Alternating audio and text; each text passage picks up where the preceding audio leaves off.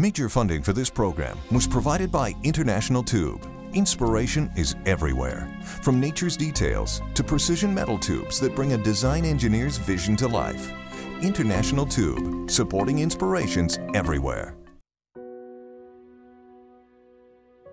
What's the secret to winning? To Jack and Suzy Welch, winning comes when you're able to create a culture that's rich in ideas, energy, rewards, and compassion. Both Jack and Suzy's optimism is apparent in their no excuses, get it done mindset. In 1981, Jack became the youngest chairman and CEO of General Electric.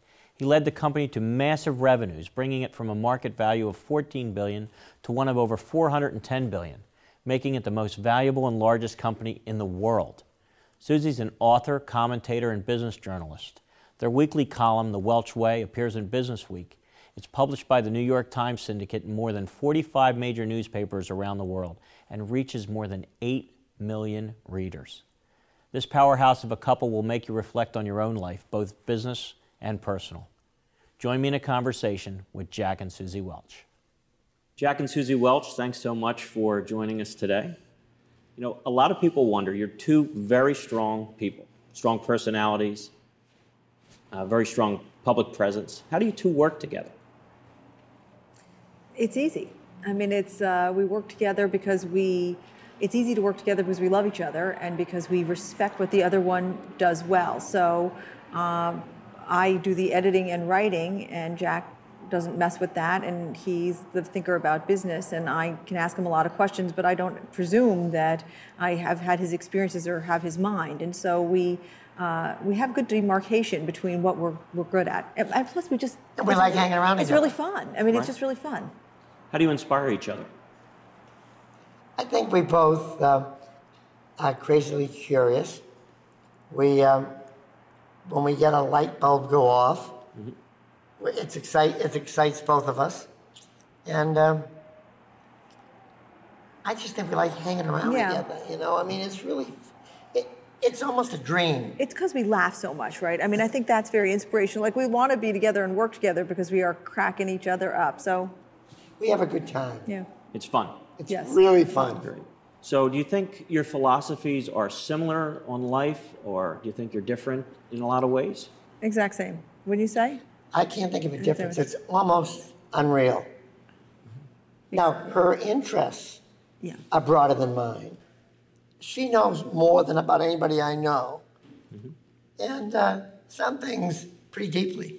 Yeah, I mean, I think our interests are somewhat different, although we have overlapping interests, obviously strong overlapping interests. But in terms of philosophy of life, like how you should live, what relationships should look and feel like, how you spend your time, what you eat, you really.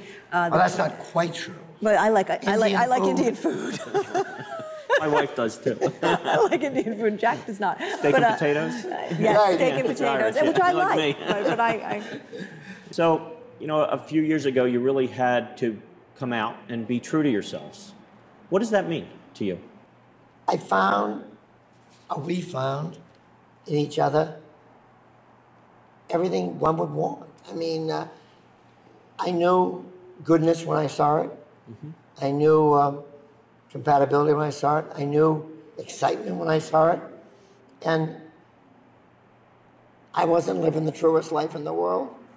And I finally found a way to be totally authentic. I was always authentic, but now I'm really authentic in every corner of my life.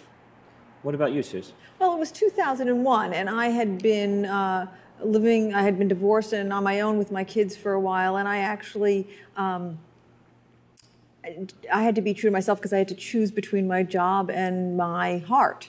And my job had been really important to me, but it was just not even a dilemma. It was not a decision. I was going to be with the man I loved. And so to be true to myself meant giving up my career at that time. And I didn't think I was going to go back. I mean, I didn't think, when I was fired with the words, "You will never work again." And Don't you love when people say I that? know, thanks, boss. And I believed it. I believed it. I didn't. Jack didn't. Jack told me I would work soon enough, but I didn't believe it. So you both come from really different backgrounds, right? You're from the pit, if you could define that, because a lot of people don't know what that is. And you come from a fairly privileged background, Susan? I mean, I think actually Jack and I have some similarities in our backgrounds. But Jack, explain the pit, and then I'll go from there. No, I come from a a family where my father was a conductor, my mother a housewife. Never went to college. I'm the first one in my family. I came from the streets. The pit was a place where we went down and had pickup games. I learned a lot there. I learned the lousiest player goes to right field.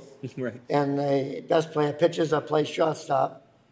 And that's held me in strong stead all my life. How so? Building better teams. I was captain of sports teams when I was in high school. I peaked early. Right. I sort of stunk later in life. But picking the best team, raising the quality of the team was as true when I was 12 years old in the pit playground as it was when I was 60 years old running GE. You want to bring about and hang around with people you like, people that are smart, people that are eager to grow, curious, and want to be winners. Winning is a great thing. Susie? Well, my background was sort of maybe one generation on from Jack's, but we actually, our families had similar sensibilities in that education really mattered, the American dream really mattered. And my parents, I was not the first person in my family to go to college, and I had a more a privileged life than Jack. But I'm often amazed by the similar sensibilities in our homes growing up. You know, my life was in many ways privileged because I was the only child of an Irish mother. I never knew I didn't have everything.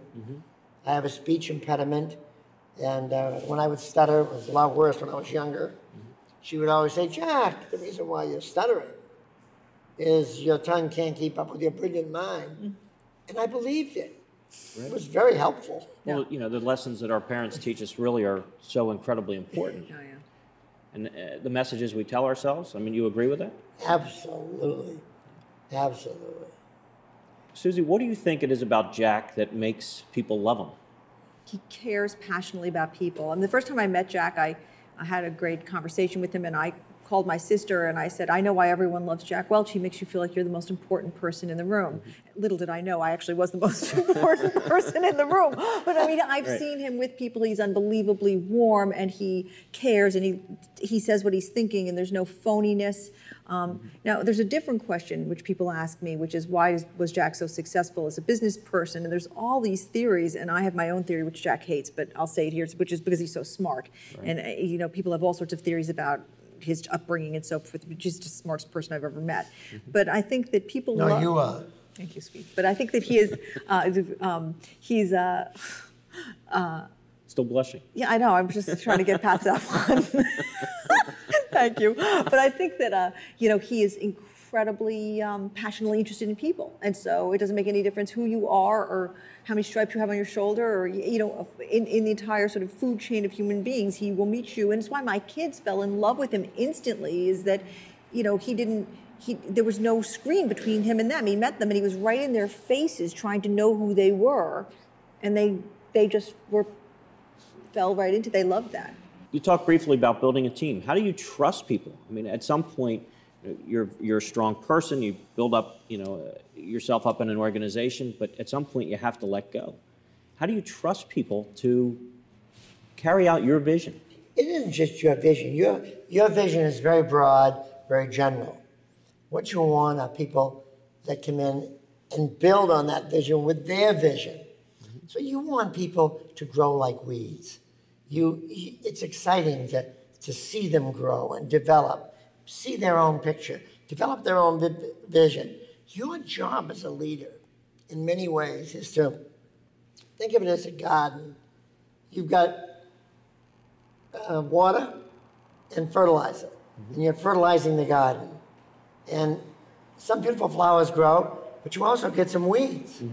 So you want to take the weeds out and keep building a beautiful garden. And that's how you see people. There's a gene about this. There's a gene that says good leaders love to see people grow and succeed. It turns you on. It turns you on to give them bonuses. It turns you on to see them get big raises. It turns you on when they have a better life than they thought they'd ever have. And you want them to feel powerful and not be carrying out your wishes, building their wishes and their dreams, and you get the reflected glory from all of their great work. You might want to answer that. I mean, I think if the question is about how you build great teams, I think that obviously that's how you did it. But you also selected people for certain characteristics. So the Four reasons. You know, I always look for energy, relentless energy. I always look for the second E would be energizing people. I want people who can excite people, turn them on, get them to follow them. The third E is edge. Can say yes or no and not always maybe, I'll think about it. The fourth one is execute, get it done. And wrap those four E's in a big P called passion, where people care. They care about the people, they care about winning, they care about growing. I'm so much for a meritocracy, where the best are rewarded, the middle are trying to improve, and the bottom have to move on to another place. But that's for a company. For a society, I'm for the same thing. I can't stand the leveling that people want to do in society. I want the best to be cared for, to be rewarded and grow and have limitless dreams no matter where they came from. I want everybody striving for that. And then a society that does that will win. And it'll create great tax revenues. And then it can take care of those that fall out and have a safety net, if you will, and take care of those that don't make it, but not try and level everybody. And so that's what I believe this whole thing of a meritocracy translates from a school to a company to a society. And in a society, we owe it to those that can't make it to be helpful. So we want to be competitive and we want to be compassionate. Right. And that's what our society has to be. Right. Suzy, define passion. You know, passion is one of those things that you know it when you see it. I mean, it is this unrehearsed, unmanipulated desire to live, to know more, to feel more, to experience more, to just to be more in the moment. So passion, I mean, and I actually think passion might be quite born into people. You know, I think it's quite hard to develop passion. Just looking at our children, we just see this very natural array of passion. There's sort of a range of how passionate people are. You can see passion in very young kids. So passion is inside the fire. Do you agree? Yeah, I do agree. I do agree. I don't think passion is titrated into you over life. Now, it can be turned on. It can have been there and be ignited by you finding something that turns your crank. So it can be ignited. But if you're a flat, relatively passionless person, it's harder to get that fire going. Yeah. How would you define success?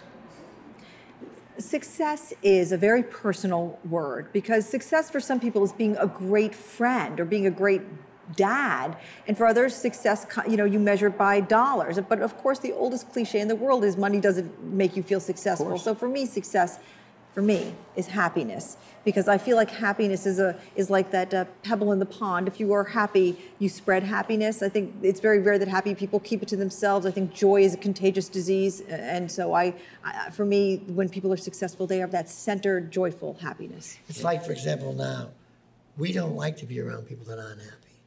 And we don't like to be around couples that really don't get along. We call them the Bickersons, you know, and we go out with them and Bobby and Bonnie Bickerson? Right. You know them, right? You know them. Yeah, we all know them. Yeah, right. And unfortunately, too often in life you find in a couple, one is spirit and happy, and one is angry and unhappy, and that's not a pleasant thing. So in our lifestyle, we have a screen.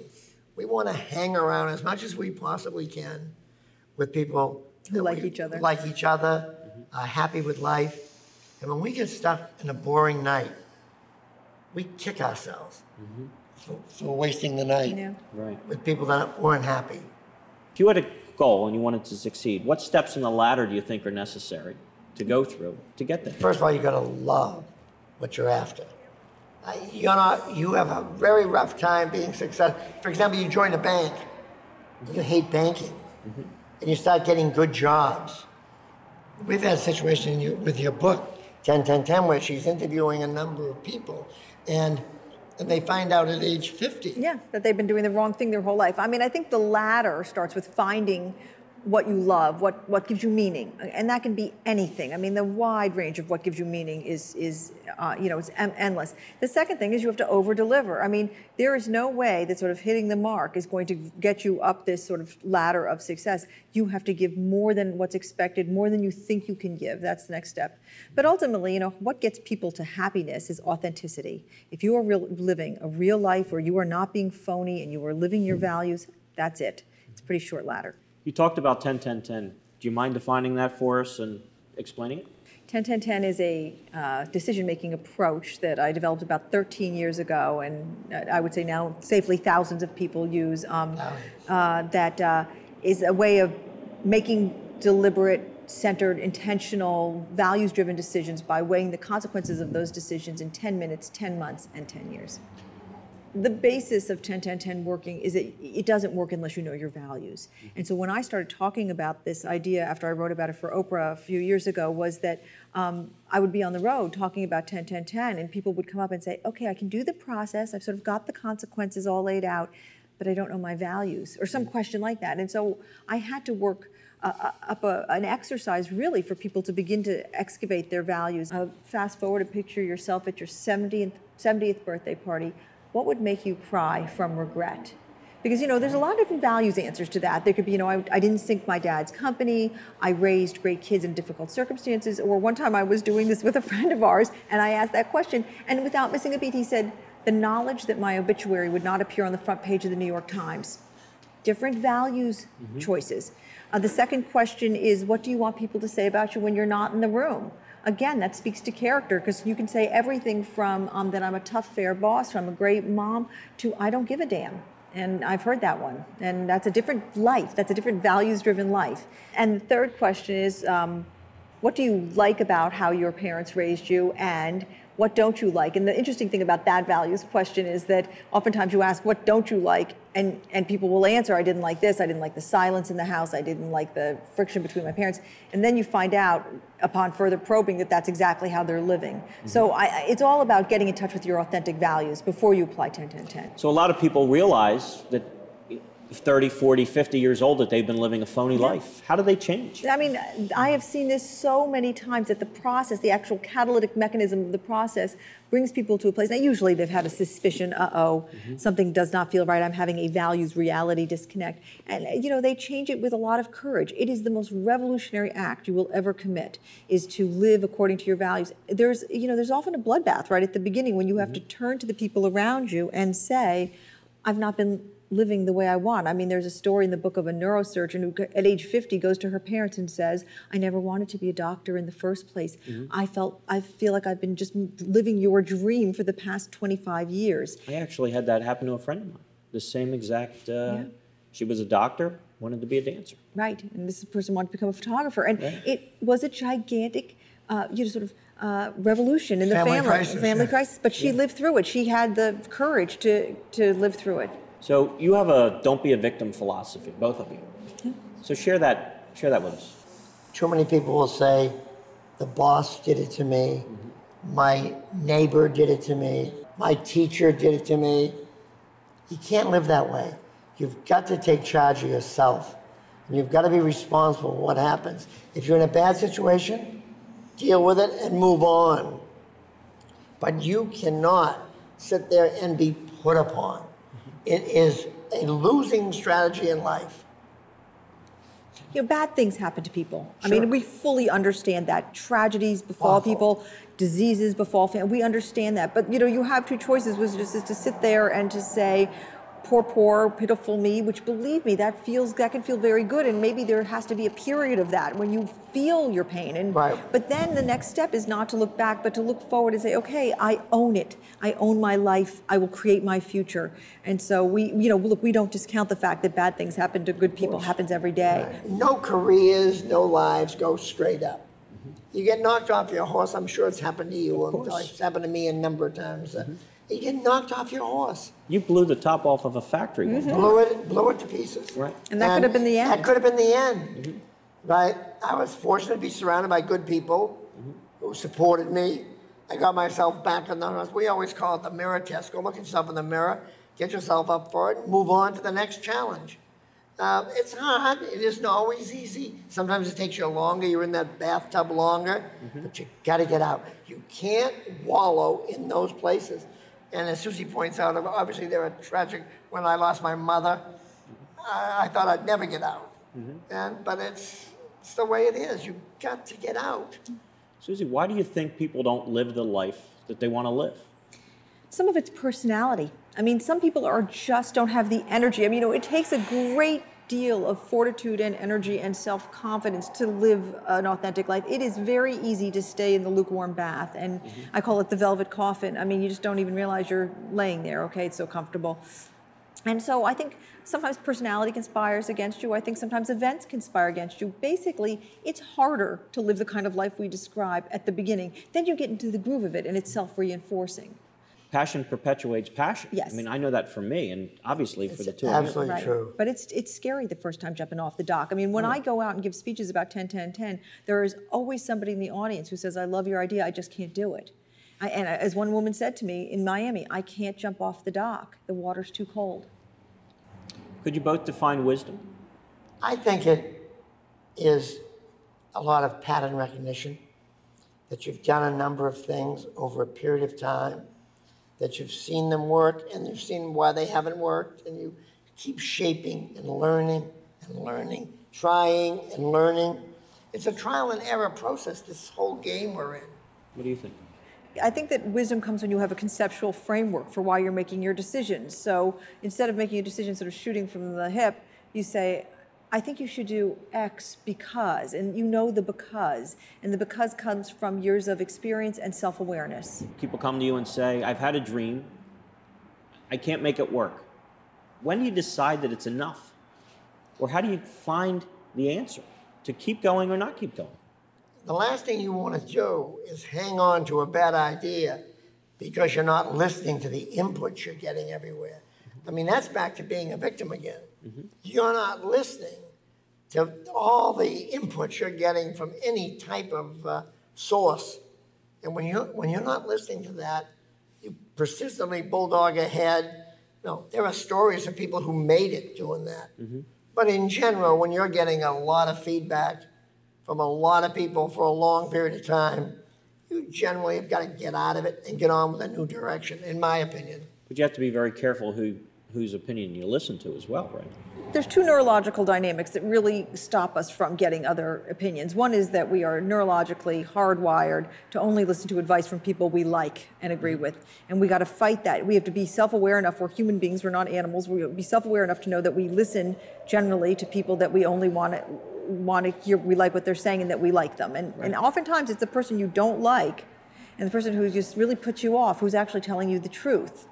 And the second neurological bias we have is escalating commitment, documented very well by neurologists, where we keep on committing and committing to failing enterprises. That's part of our neurological ancestry. And you have to have a moment where you listen to other voices and you know when to stop, because we will tend not to stop ourselves from escalating commitments. So in your book, there's a whole chapter about the science of decision making. Yes. I had to learn about, believe me, I am no scientist, but I had to learn about the science of decision making because 10-10-10 was working so well. I thought, okay, well, how do people make their decisions ordinarily that this is serving as some kind of intervention? Because I'd heard life coaches describing it to me again and again. Life coaches like this idea very much, and psychologists too. They kept on describing it as an intervention. So I said, well, what is it intervening in? And so a couple of neurologists and brain scientists took great pity on me and brought me up to speed on this topic. And this is where I learned a lot about the neurological biases that we have with how we typically make decisions. And bottom line, good decision makers are made, not born. We do not come with this facility really baked into us. And so you have to help yourself. So looking at business, we have a small business, and then we have GE, which was a huge conglomerate. Do you think they're the same? In many, many ways, they're the same. More zeros, but many, many ways the same. Look, when I started in GE, I was the first employee of a plastics business. I hired my first technician. Then I was a king, manager, emperor, one employee. Then we hired 2, then 3, then 4. We hung out, we drank together, we played together. And then for the rest of my life, 40 more years in GE, I tried to create that atmosphere everywhere I went. Personal, touch people, engage them. I desperately wanted the clout of a big company and the feel of a small company, the excitement of a small company. Informality is the unknown touch of what makes a big company successful. It makes people all feel part of it. They're not part of a bricks and mortar building or a slogan or a nameplate. They're flesh and blood and sweat and tears and all those things. And you want to make that company feel like that. So it's the people that make the organization no matter what size? Any size, any size. And the rest are zeros. Can you share with us any charities that you're working with or any ways that you give back? In the 2 books that I wrote, we raised a total of $14.5 million for the 2 books, and we gave it to charity, and it's almost exclusively for inner city kids' education. Jack and Suzy Welch, thank you. Thank you. Lance, thank you so much for having us. Thank you. For more information about this episode or any episode of this program, go to lanceheftinspiration.com.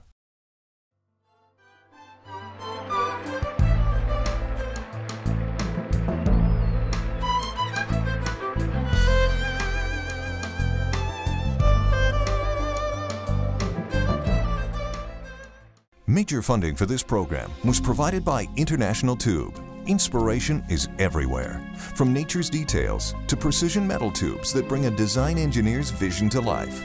International Tube, supporting inspirations everywhere.